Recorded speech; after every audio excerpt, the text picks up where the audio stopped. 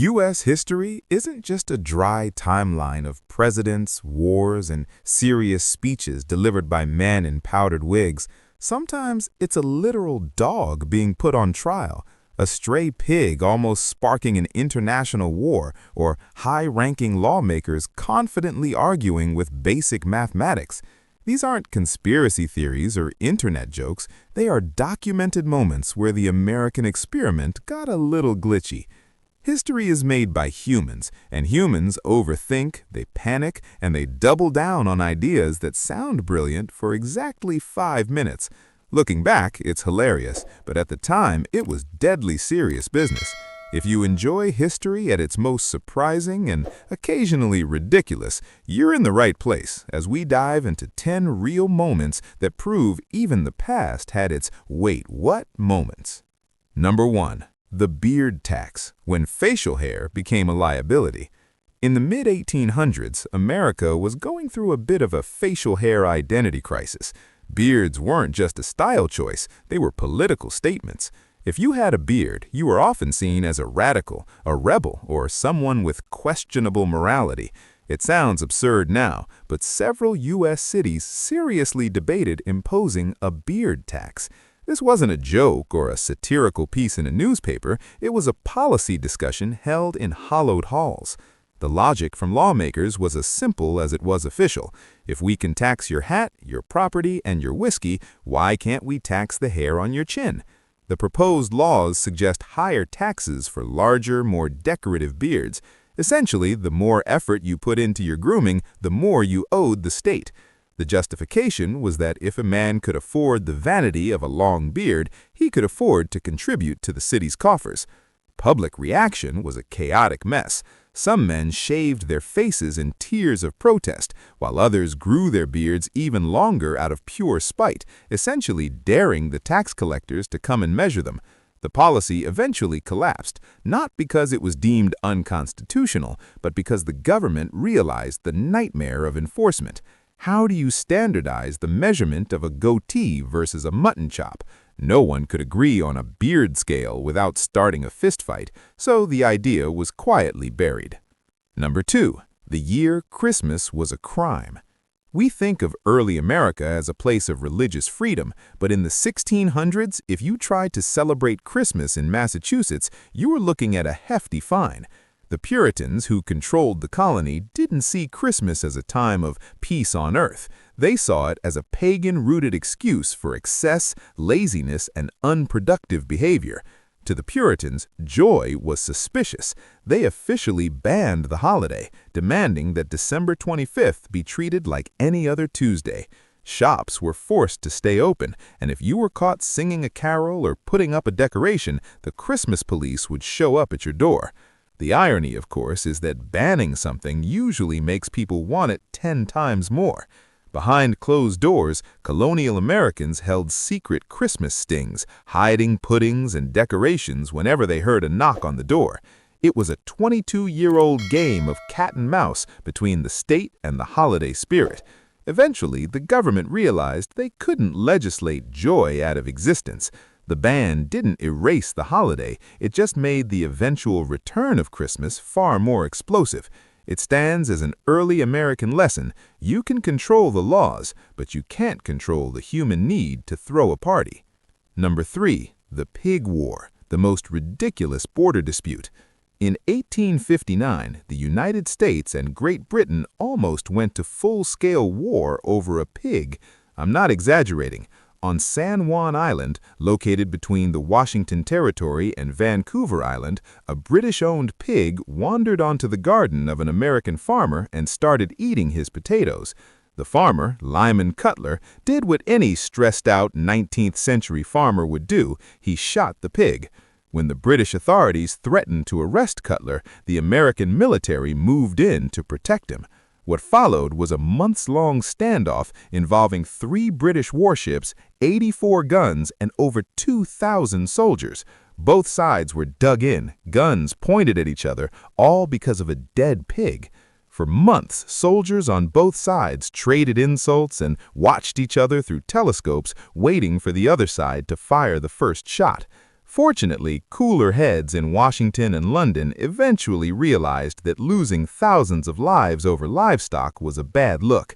They reached a peaceful settlement, but for a solid half-year, the fate of two empires hung on the price of a Berkshire boar. Number 4. Nix versus Hedden, the tomatoes' legal crisis.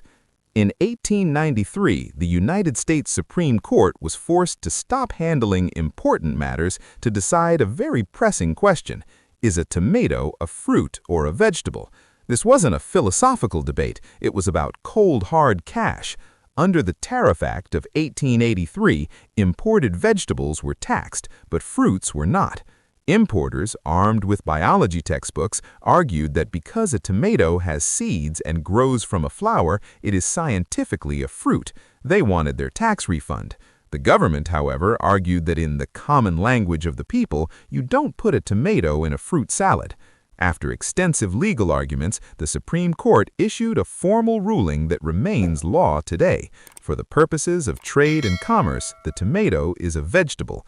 The court essentially told the scientists to sit down, deciding that common sense and the dinner table outweighed botanical reality. It is one of the few times in history where a high court officially ruled that a textbook was wrong because the menu said otherwise. Number 5. Prohibition, the $100 million failure. In 1920, the U.S. government decided to conduct a noble experiment by banning alcohol nationwide. The goal was to improve health and end crime. It did the opposite. Almost overnight, an entire underground economy was born. Instead of disappearing, alcohol became a thrill. Speakeasies, hidden bars, tripled in number. Because the government couldn't regulate the quality of the illegal booze, people were literally going blind or dying from bathtub gin. The most wait-what part of Prohibition was how it funded the rise of the American mafia.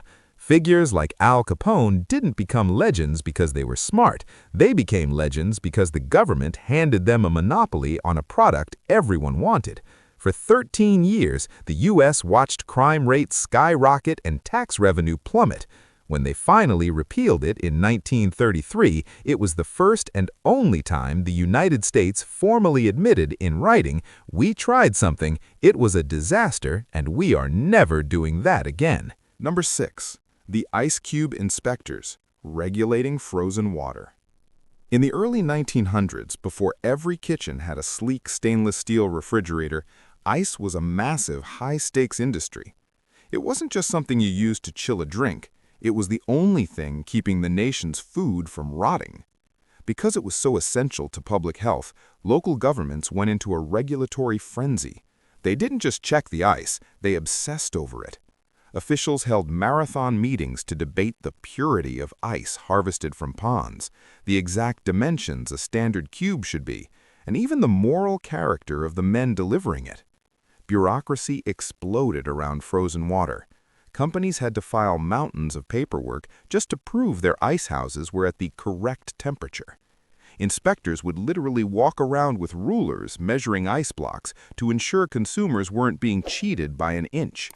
If a delivery man's horse-drawn carriage was too dirty, the ice could be seized as a public menace. It was a classic historical moment where the government tried to control nature itself.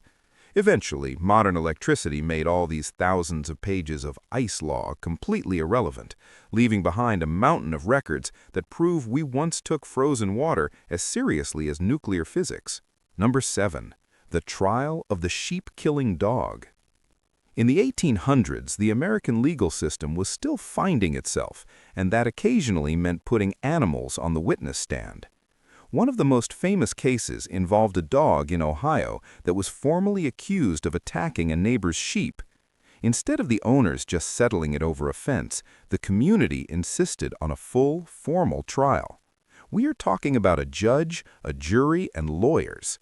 The dog was brought into the courtroom and sat in the defendant's area while witnesses pointed at him and testified about his aggressive behavior. The court wasn't doing this as a performance or a joke. At the time, the law struggled to categorize animals. Were they property, or were they responsible for their own crimes? The lawyers made impassioned closing arguments about the dog's character, while the jury deliberated for hours. While the dog, thankfully, wasn't sent to prison, the case highlighted the absolute rigidity of the early American court system. They believed that the law was so perfect it could be applied to anything with four legs, proving that sometimes the legal system has a very hard time recognizing when it's being ridiculous. Number 8. The man who sued himself and won. Fast forward to the 1990s, where the American legal system produced a riddle that sounds like a plot from a comedy movie. A man in California accidentally caused a car accident that resulted in his own injury. Because of the way his insurance policy was written, the only way he could trigger a payout to cover his medical bills was to prove liability in court. The problem? He was the only one liable. So, with the help of lawyers, he filed a lawsuit against himself. He was legally the plaintiff, the person suing, and the defendant, the person being sued. The courtroom was silent as the judge realized the paperwork was technically correct. The case proceeded. The defendant, him, was found liable for the plaintiff, also him, injuries, and the insurance company was forced to pay out. It is the ultimate example of how procedural systems can become so complex that they lose all contact with reality. No one laughed during the trial, but the case remains a favorite in law schools as proof that if you follow the rules of a system long enough, you eventually end up arguing with your own reflection. Number 9. The decency of pants, the great trousers debate. In the early 20th century, a fashion emergency hit the United States that nearly broke the court system. Women wanted to wear pants.